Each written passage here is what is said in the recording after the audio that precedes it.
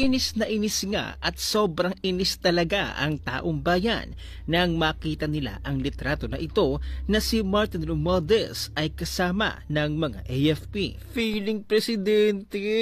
At ang dilawan page na Impact Leadership, abay ibinida ang tambalos-los. Ayon nga sa kanyang post, House of Representatives AFP Fellowship.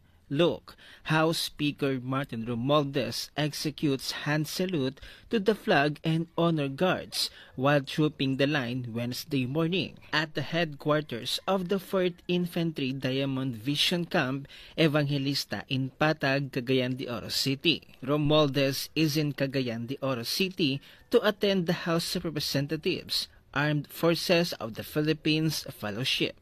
At heto ang komento ni Ate Joey DeViv. Si Impact Leadership mas dilaw pas dilaw na page na panay gawa ng fake news about Inday Sara is now giving House Speaker Martin full coverage.